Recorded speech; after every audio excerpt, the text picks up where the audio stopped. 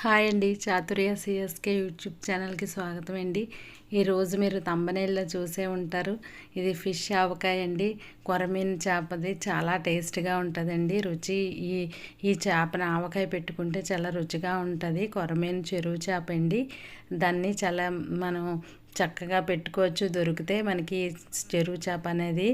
దానికోసం ఇప్పుడు నేను ఇక్కడ ఒక 1/2 కేజీ చేప అండి, అంటే ఒక 3/4 కేజీ చేప అంతా చేయగా 1/2 కేజీ వచ్చిందండి. ఇలా చిన్న చిన్న మనం పెద్ద ముక్కలైనా కోసుకోవచ్చు. నేనైతే చిన్న చిన్న ముక్కల కింద కట్ చేసుకున్నానండి. ఒక స్పూన్ పసుపు, ఒక 1/2 టీ స్పూన్ సాల్ట్ వేసుకొని మనం ముందుగా శుభ్రంగా చేసుకున్న చేప ముక్కల్లో వేసుకొని బాగా కలుపుకోవాలండి. ఇలా కలుపుకున్న తర్వాత స్టవ్ వెలిగించి కళాయి పెట్టుకొని ఆయిల్ వేసుకోవాలండి.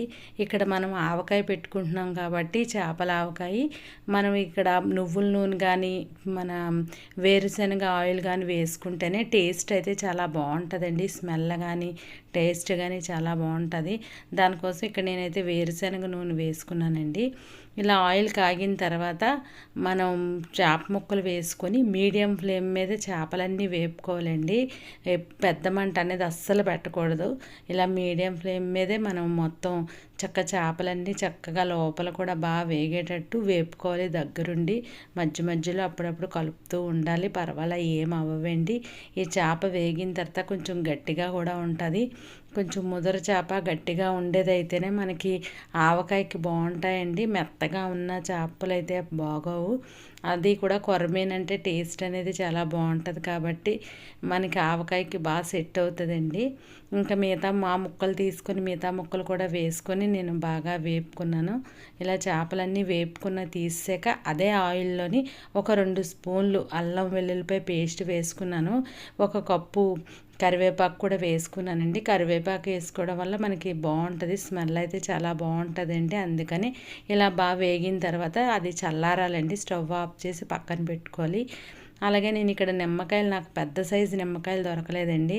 నేను అందుకే ఒక 12 నిమ్మకాయలు డజను, అంటే 12 నిమ్మకాయలు తీసుకున్నాను చిన్న సైజువి. అన్నీ ముందే మనకి ఆ పిక్కలు ఆ పలుపు ముందుగానే మనం ఇలా జల్లెడ పెట్టుకొని పిండుకోవడం వల్ల మనకి అందులో వాటర్లో ఏం పడవండి. ఇలా ఒక గంట సేపు కొంచెం ఎండలో పెట్టుకుంటే మనకి పచ్చడికి బాగుంటుందండి నిమ్మకాయ జ్యూస్ అదిని. ఇక్కడ మనం ఇంకా అవన్నీ అయిన తర్వాత ఇంక చేప ముక్కలు కూడా చల్లారిన తర్వాత ఒక స్పూన్ ధనియాల పౌడర్, ఒక స్పూన్ మెంతులు వేసుకున్నానండి. నేను మెంతు పౌడర్ అయితే వేసుకోవట్లేదు. అలాగే మసాలా పొడి కూడా వేసుకున్నాను. ఇంకా ఆవపిండి కూడా ఒక స్పూన్ వేసుకున్నాను. కారం మటుకి 2 స్పూన్లున్నర వేసుకున్నానండి. సాల్ట్ కూడా ఒక స్పూన్ వేసుకున్నాను. ఇలా వేసుకొని వెల్లుల్లిపాయ అల్లం పేస్ట్ వేసుకున్న మళ్ళీ మనం కొంచెం వెల్లుల్లిపాయలు అనేది తొక్క తీసుకొని ఇలాగా ముక్కలు చేసుకొని వేసుకుంటే టేస్ట్ బాగుంటుందండి. అలాగే మనం ముందుగా వెల్లుల్లిపాయలు కరివేపాకు అన్నీ అదే ఆయిల్లో వేసుకొని కొంచెం మనం వేపుకున్నాం కదండి, అది కూడా బాగా చల్లారిన తర్వాత ఇందులో కలుపుకోవాలి.